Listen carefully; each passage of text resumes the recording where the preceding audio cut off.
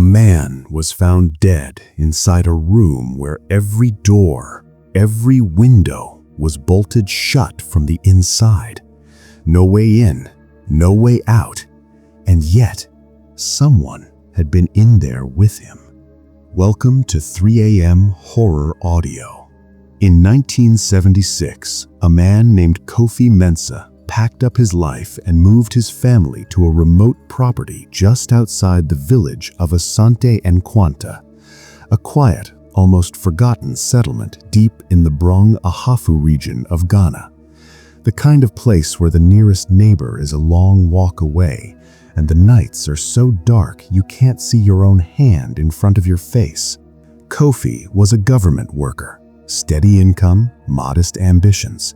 He'd recently finished building a house on a generous plot of land, over an acre, and he brought his wife and their young daughter, Amma, out there to start fresh, away from the city, away from the noise. But there was something else he was moving away from: his family. See, there was a property dispute, an ugly, festering one, between Kofi and his parents and sisters over who rightfully owned that land. It had dragged on for years, bitter words, cold silences, the kind of conflict that doesn't resolve, it just simmers. And so Kofi kept his distance. He and his little family lived out there on that plot, largely cut off from everyone around them, private, isolated. At the time, no one thought much of it. They would. 3 years passed. Then, in late 1979, sometime in August during the dry season, when the heat just hangs there and doesn't let go, the neighbors started to notice something was wrong. The house had gone quiet. No movement, no lights in the evening, no sound of Kofi's daughter playing outside.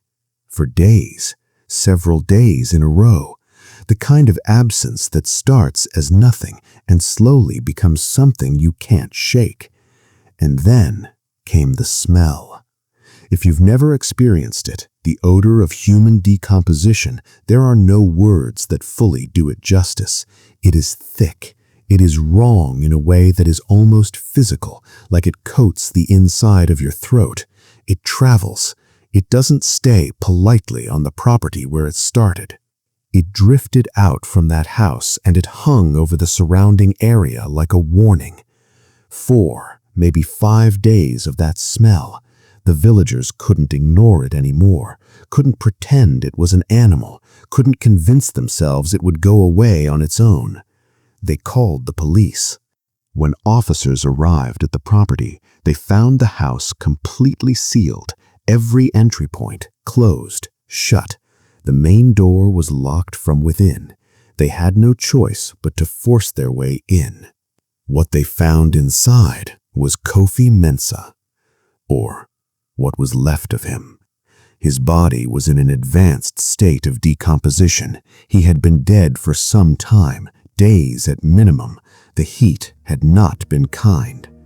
But that was not the part that stopped the investigation cold. Here's what stopped it.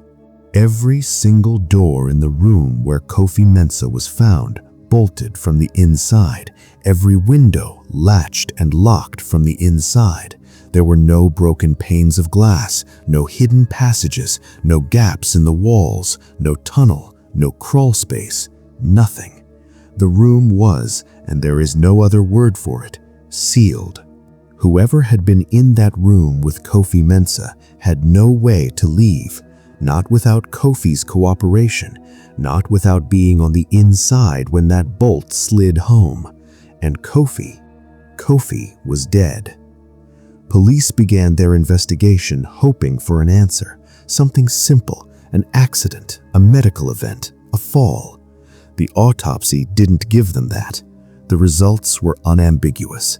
Kofi Mensah had been murdered. The most likely cause, strangulation.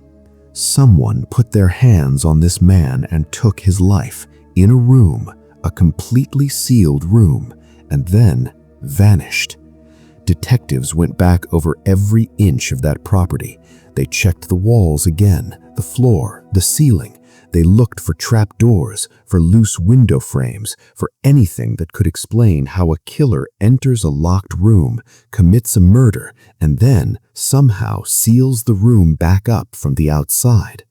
They found nothing.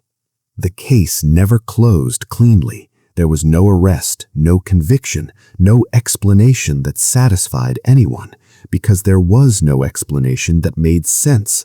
The physics of it just didn't work. The math didn't add up.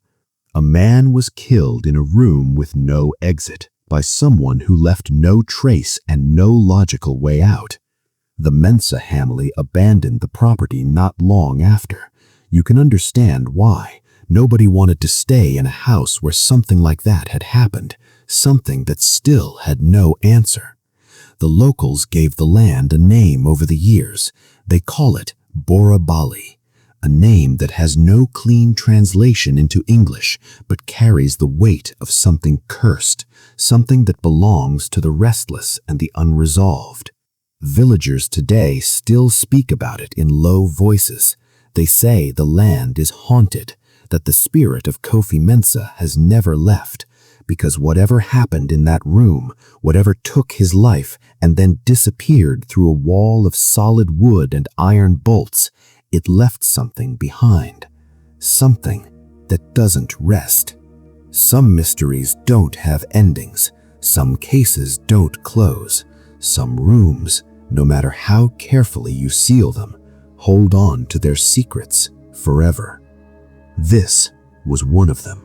That was the impossible case of the bolted door, a true account that has never been explained and likely never will be. You've been listening to 3 AM Horror Audio, where the darkest, most terrifying true stories find their voice in the dead of night. If this one got under your skin, hit that like button. It helps more people find us, and trust me, there are plenty more stories where that came from. Subscribe to 3 AM Horror Audio so you never miss a single one. We drop new stories regularly, and each one is based on real events that law enforcement, investigators, and witnesses could not explain away. And if you have a story, something that happened to you, someone you know, or a case you've come across that still doesn't sit right, send it to us. We read every submission. Your story might be the next one told here at 3 AM. Stay safe out there, and whatever you do tonight, don't listen alone.